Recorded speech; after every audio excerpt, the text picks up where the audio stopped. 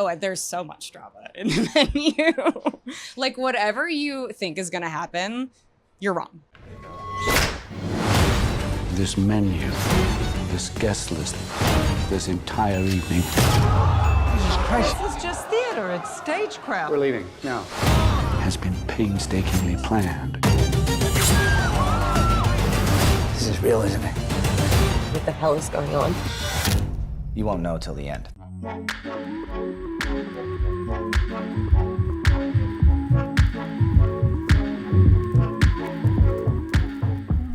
Hey everybody, it's Hannah Saulic, the head of video here at CinemaBlend with Chichizola, movies editor at CinemaBlend. And we are at the Toronto International Film Festival where we just saw The Menu starring Anya Taylor-Joy, Nicholas Hoult, Rave Fiennes, and we're gonna give you guys a spoiler-free review and reaction. I feel like, I don't know if you'll agree with me, but it's one of those movies where the less you know going into it, the better. Like, I almost wish I didn't watch the trailer. I hear you, but I will say, like, the trailer, I kind of thought that the movie might have turned out a little bit different. So if you have seen the trailer, do not fret. It's okay. Do not worry, and we will kind of discuss in vague terms what to expect, what you're gonna see, and our reaction to this new super fun horror movie with this insane bananas cast.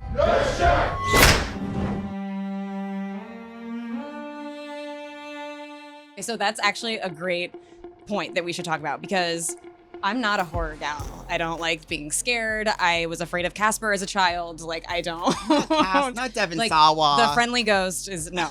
Boom. So we talked about this after the screening. I was like, could you even really call that horror? And you were like, yeah. Yeah, 100%. I am a horror gal. I am like one of CinemaBlend's horror junkies on the site. I will see anything that is horror, whether or not it's bad or good. Yeah, horror expert. I would take that for yourself. Give myself that honor. But yeah, probably the reason why that kind of those mixed feelings might have happened, I assume for you, not to speak for you, is because the menu is chock full of comedy. Oh my God, it's so funny. It is so, I've literally never laughed that much in a theater in like recent memory. I was like, this is hilarious. Which is saying a lot. I mean, TIFF has some actual movies that are billed as comedies this season, but this one still is really up there, even though it's technically a horror movie. The cast, the direction, everyone's really leaning into those kind of comedic bits. And yes, it's an Eat the Rich satire is kind of how it's being billed right now. It's the rich eating and it's Eat the Rich. $12.50 a head. What are we eating, a Rolex? You were saying like it's just as funny as it is scary, which is so true because while I was laughing, which is usually like a relaxing emotion you're releasing, I was also like, oh, am I gonna have a heart attack? Yeah. I think they're weaponizing nervous laughter a little bit for us because it's kind of, you know, we're in a very like high stakes horror world for sure, but at the same time, like it's kind of nonstop jokes. Yes. So the director has done episodes of Succession, which I feel like this is a very nice jump further, way further into that sort of dark comedy world, which I really enjoyed. It's just, I find it all very moving. Very dry. Oh, there's so much drama in the menu. Like, whatever you think is gonna happen, you're wrong. Any questions? I mean, we're not going to get into spoilers, no. But the way that, what I thought this horror movie that involved food was going to be like, and the way I thought it was all going to go down is not really at all what had happened. I was definitely expecting a lot more gore. Oh, yeah. It seemed like with like food platings and sauces and all of that. Blood like, can look like a sauce very easily. Precisely. Yes. So I was like, oh, there's definitely going to be a lot of gore and, you know, the cooking of meat versus like a body, you know, like a lot of kind of, I was expecting a little more like body horror and gore, which is really not the case. So if you're someone who gets skeeved out easily by a horror movie like this gal, you're safe. Do not fret. This is an accessible movie for you, for sure. You can take your friend that hates horror to go see this movie. Yeah, because that's who I'm representing. There's enough comedy to keep you going without it being, you know, like it's really not gory. There's nothing that makes you have to like shy away from the screen. And we watched it on an IMAX screen. Yes, we did. You can eat while watching this movie. And I was hungry.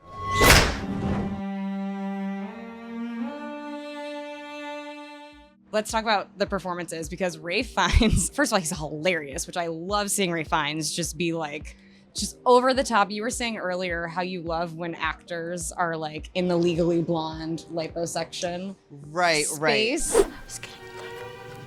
Huh? Liposuction!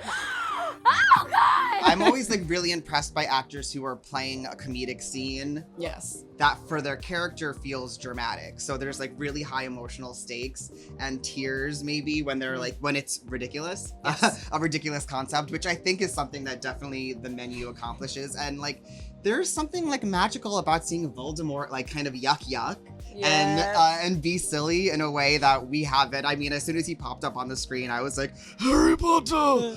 Oh, and by the way, you How guys, to he eat. did that out loud. I was did. right next to him. But I don't know why nobody laughed who was I sitting did. near us, but I thought it was delightful. I gave you a pity laugh. Thank you. Seemed funny about 3 hours ago. No, but yeah, he like, and it's weird too because I kind of expected his character to go in a different direction and he just completely like goes against all of your expectations in the best way. Oh my God, it's so great. There's a scene with, I'm not gonna spoil it, but there's a really, really great intense scene between Nicholas Hoult and Ralph Fiennes where just like the stakes and like the intensity that they both bring, it's like Nicholas Hoult on the great times like 100 going against Ralph Fiennes, and it is just some of my probably favorite acting I've seen this year. Right, and it's like it's a moment where as an audience member you're like feeling that white knuckle moment where you're like think something's gonna happen and it's like really terrifying, but then at the same time like You're crying because of how hilariously ridiculous it all is. right, and the lines And coming then out of Voldemort's Yes. mouth are just bananas. Oh my God. Yes, it is. So we haven't even talked about Anya Taylor-Joy yet. I think she's a bona fide scream queen at this point. I Oh, think yes, that's fair. 100%. The genre really works with her. It does. And for fans of the Queen's Gambit, which is like everyone. I was gonna say who's not everyone in the Queen's world. Gambit. It definitely like picks up right away. Like she's like looking fabulous and smoking a cigarette, and I was just like, I didn't even pick up on that parallel. Oh I was my ready for a God, chess match yes. to begin at any moment, which I guess That's it the kind of sequel does. we need. Oh yes, it does. It's all a big It chess is. game because she's the unsurprisingly kind That of is like the spinal actually girl. the best like comparison possible, especially like after you guys see this, you'll appreciate that a lot more with the Yeah, she's really playing the game Yeah. in an interesting way. But I mean, which is alluded to in the trailer. You know, there's that whole moment where Ralph Fiennes' character is like, I have to know if you're with us or with them. yeah, because we are following this kind of, the guests at this dinner are the super crazy wealthy. The cast is truly stacked. It is full of talents that like you know and love, besides the people that you mentioned Judith earlier. Light. Judith Light, the great Judith Light, Yes. is the great Judith Light in this movie and is of course fabulous. John Leguizamo Yeah. is so funny. But you were saying earlier that you wish Judith got more screen time. I do. Yeah, I wanted a little bit more from Judith Light. She's such an icon, so I feel like if you're gonna put this living legend in the cast, I wanted to give her a little more screen time. But we're working with a very big ensemble cast. Broad City's Arturo Castro is really hilarious and Yes, he killing it is. the whole time. Yes. It really, Not one member of the cast brings it down in any regard. Like everybody is like on equal footing, and it's just so much fun to watch. yeah, and that them. includes people that like are not billed at the highest. They're not main cast members. Some of like the kitchen staff that is on the island get these little scenes that Mhm. they're not necessarily giant characters, but everyone is working, I think, at the same level and understands the heightened stakes Yes. and comedic and dramatic beats that the movie is going for. It's really an ensemble project, even though I could just like watch Anya Taylor-Joy read the phone Yes. book if she so wishes. True. I can't wait to see it again because I want to like, I love, one of my favorite things to do is like look at background actors like during it. And I'm like, I bet there are just some really great, just like cutting looks that are just going to make it so much more funny to watch. Right, yeah, and I mean, really most of the cast, you have seen a lot of their work before, so it is really fun to see them all kind of ping pong off of each other, Yes. especially as things kind of descend more and more into madness throughout its runtime.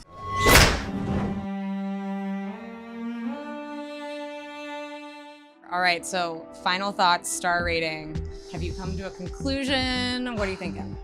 I'm gonna say 4.5 out of 5 Oh stars. my God. I'm going there. I mean, perhaps I am biased because I love horror so much. Also, like the screening that we were at a press screening, and like everybody was having so much fun at this screening, which I think like you have to see this in theaters, I think, because the way that people react to certain moments, I won't spoil anything, but it's just like, I would be sad if I was sitting alone on my couch.